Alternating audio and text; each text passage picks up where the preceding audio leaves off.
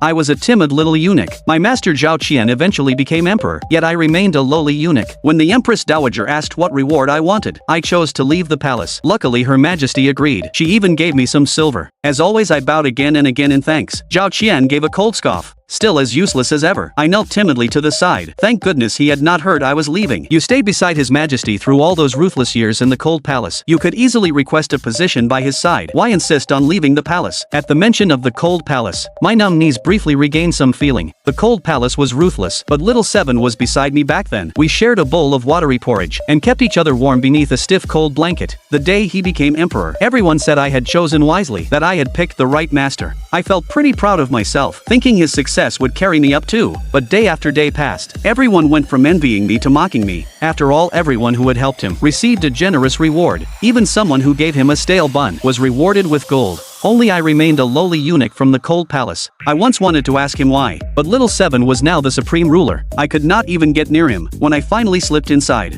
I heard Eunuch Xiao ask what should be done with me. Leave him waiting. When a servant has done his master a favor, he may forget his place as time passes. Zhao Qian sat high upon the throne. He was no longer the lonely boy bullied in the cold palace. He was no longer my little Seven who needed protection. Now I only wanted to leave as soon as possible. I still wish to leave the palace. I grant your request, but His Majesty must not learn of this. I will not risk damaging our relationship. As always I bowed again and again in thanks. A deep clear voice suddenly rang out. His mother dealing with someone. What brings your majesty here? I came to visit you. If a servant upset you then punish him as you wish. That clear beautiful voice once called me brother Shizi so sweetly. I never imagined it could sound so cold now. My eyes began to sting. I instinctively bowed harder. It was my fault. Please forgive me your majesty. Please forgive me your highness. Still as useless as ever. Your majesty Shizi remained loyal through your darkest days. So I took the liberty of rewarding him with silver. I see. Thank the Empress Dowager and get out. You truly cannot read the room. Yes, I scrambled away in a panic, then tripped again outside. Thank goodness he had not heard I was leaving. I desperately wanted to leave the palace alive. After finishing my chores, I returned rubbing my aching arms. Xiao Detzi from the Empress Dowager's residence came to escort me out of the palace. You have suffered greatly. It was nothing. I entered with only a ragged coat stuffed with straw. I left carrying a wooden box filled with silver and 2 warm cotton coats. Was everything you did for him worth it? When I entered the palace 12 years ago, old eunuch Shou who managed our group told us, once you enter the palace you are a servant. If a master favors you, your good days will finally begin. But always remember, never forget how little you matter here. I was bad at flattering people, so I became an easy target. There were endless clothes to wash, endless chamber pots to empty, and endless hours spent kneeling. The worst part was the cold. Not only the cold against my body, but the cold inside my heart. The masters treated us like livestock. Xiao Detzi was the one who told me, hold on until you find a good master, then earn a reward and leave the palace. The most important thing is staying alive. If you want to go home then fight to survive. I became cautious about everything, and earned a reputation as the biggest coward around. Then I met Zhao Qian. He was curled up in a corner, while several eunuchs pushed him around. 7th Prince, do you still think you are our master? Here in the cold palace we will show you who is in charge. The 7th Prince had offended the emperor. After his mother's death angered His Majesty, he was sent to the cold palace. Seeing him reminded me of myself when I first arrived. I took several deep breaths and stepped forward. I put on my most flattering smile, and finally talked those eunuchs into leaving. My legs went weak with fear, and I dropped to the ground. I was only trying to save you. Please do not blame me. When I moved closer I saw his tangled hair and his torn clothes. Even then his noble presence was impossible to hide.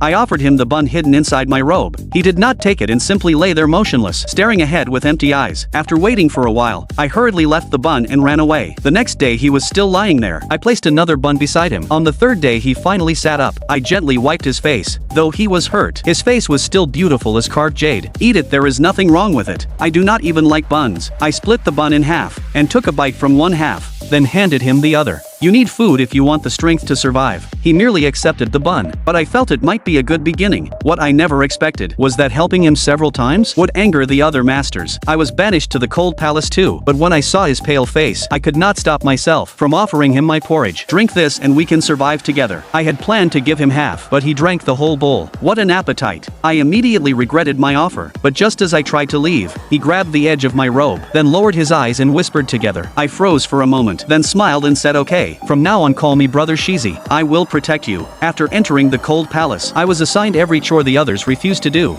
I worked non-stop all day, but sometimes earned only 10 copper coins. Even those might be taken by the senior eunuchs. Yet Zhao Qian always waited for me no matter how late it got. One night he suddenly hugged me and asked, "Will you leave me too?" I stroked his soft fluffy hair. "No, I only went to work, I never left you." Zhao Qian handed me a jade pendant. "Do not leave me." I heard his mother had left this pendant to him. I did not answer or accept it. I had selfish motives. I hoped he would reward me with freedom after rising to power. I could not accept his complete trust. Then I was punished to kneel in the snow for 8 hours. Zhao Qian carried me back, then climbed under the blanket and warmed me with his body. He pleaded through his tears, "Brother Shizi, please do not leave me." He placed the jade pendant around my neck and prayed to the heavens. I struggled awake and my heart trembled. I will never leave Little Seven. In that moment there was no master or servant, only Brother Shizi and Little Seven. Little Seven had bright beautiful eyes. Whenever he looked at me through misty eyes, my heart always softened. I let him have his way in everything, until I let him become my lover. As our feelings grew deeper, I began dreaming of the impossible. For one moment I even considered never leaving the palace. I wanted to stay beside him forever. Later the struggle for the throne grew fierce. Zhao Qian was imprisoned. I ran everywhere seeking help and did not sleep for 3 days.